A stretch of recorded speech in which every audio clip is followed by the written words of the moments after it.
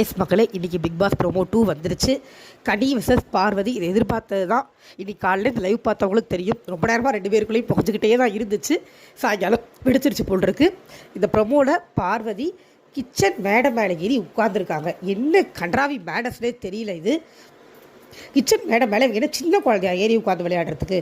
துஷார் வந்து இறங்க சொல்கிறாரு, இறங்க மாட்டேன்னு அடம் பிடிக்கிறாங்க. உடனே கனி கத்த ஆரம்பிச்சிட்டாங்க.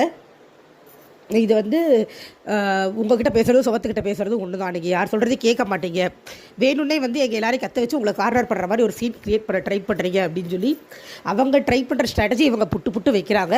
அண்டு கனியுமே வந்து பாருக்கு அதிக நெகட்டிவிட்டி இருக்குது அப்படிங்கிறதுனால அதை யூஸ் பண்ணிடலாம் அப்படிங்கிற மோட்டிவில் தான் இறங்கியிருக்காங்க இந்த வாரம். ஸோ கனி வெர்சஸ் பார்வதி இந்த வாரம் இது வெறும் ஆரம்பம் தான், இன்னும் நிறைய நடக்கும். இது போக லைவில் நடந்தது என்னென்னா, துஷாரை கேப்டனாக கூப்பிட்டு அவரை வந்து டீம் பிரிக்க சொன்னாங்க. பார்வதி, திவாகர், கனி 3 பேரையும் தூக்கி க்ளீனிங் டீமில் போட்டு வச்சுருக்காரு துஷார். இப்போ பார்வதியும் திவாகரும் சேர்ந்து கனியை டார்கெட் பண்ணுறாங்களா, இல்லை கனி அவங்க 2 பேரையும் டார்கெட் பண்ணுறாங்களா அப்படிங்கிறது அதுவும் இந்த வாரம் ஃபுல்லாக ஓடும். வேறு உருப்படியான டாஸ்க் வராத பட்சத்தில்.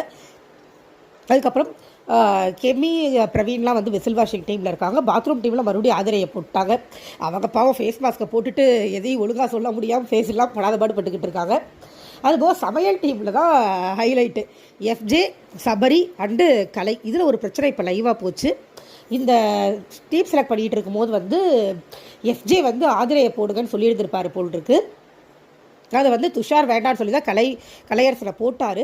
பட் அதில் வந்து வினோத் வந்து அந்த இது முடிஞ்ச உடனே வந்து இவர்கிட்ட கேட்டார், கேப்டன் கிட்ட, எதுக்கு எஃப்ஜே எப்படி ஆதிரையை கேட்கலாம், நீங்கள் தானே முடிவு பண்ணோம் அப்படின்னு கேட்கும்போது அவரும் வார்த்தையை விட்டார். அவர் கம்ஃபர்டபுளாக இருக்கிற ஒரு வேணும்னு சொல்லி எஃப்ஜே கேட்குறாருன்னு சொன்னோன்னே எஃப்ஜேக்கும் ஆதிரைக்கும் கோவம் வந்துருச்சு.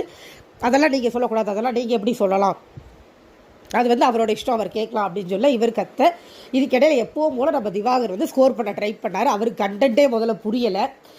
என்னமோ வந்து எஃப்ஜே கூட ஆதரையை போட்டு வினோத் சொன்னார்னு நினச்சி சம்மந்தம் இல்லாமல் ஒன்று பேசுகிறாரு. மக்களை நான் திருப்பியும் சொல்லிக்கிறேன், எனக்கு இந்த நிமிஷம் வரைக்கும் திவாகர் அண்ட் பார்வதியோட ஆட்டிடியூட் பிடிக்கலை. ஸோ எனக்கு பிடிக்கலன்றதை நான் பிடிக்கலன்னு தான் சொல்ல முடியும். நீங்கள் திவாகர் ஃபேனாவோ பார்வதி ஃபேனாவோ இருந்தால் என் சேனல் அவாய்ட் பண்ணிக்கோங்க, நான் வேறு எதுவும் சொல்ல முடியாது. ஏன்னா எனக்கு அவங்களை பிடிக்கல. ஒருவேளை அவங்க 2 பேரும் ஏதாவது நல்லது பண்ணாங்கன்னா நான் கண்டிப்பாக அதையும் சொல்வேன். இந்த நிமிஷம் வரைக்கும் இரிட்டேட் தான் பண்ணிட்டு இருக்காங்க. திவாகர் இரிட்டேட் தான் பண்ணுறாரு. தேவையில்லாத இடங்களில் மூக்க நுழைச்சு தேவையில்லாமல் பேசுகிறாரு. அதுவும் அர்த்தமே இல்லாமல் கண்டென்ட்டே புரியாமல் எதையோ ஒன்று உளர்றாரு. நான் 24 ஹவர்ஸ் பார்த்துட்டு தான் போடுறேன். நான் அழுத்தமாக சொல்கிறேன், நான் 24 ஹவர்ஸ் லைவ் பார்த்துட்டு தான் போடுறேன். பார்க்காம நான் போடலை, எனக்கு பிடிக்கல, அவ்வளோதான். ஓகேவா? ஸோ லைவில் இதான் நடந்தது. அண்ட் விக்கல் விக்ரமும் கலையரசனும் வந்து சூப்பர் டீலக்ஸில் வேலை செய்யறதுக்காக சூஸ் பண்ணியிருக்காங்க. விக்கல் விக்ரம் வந்து ரோபோ மாதிரி பண்ணிட்டு இருக்காரு. அது பார்க்க க்யூட்டாக இருக்குது, நல்லாயிருக்கு. நெக்ஸ்ட் ப்ரோமோட சந்திப்போம்.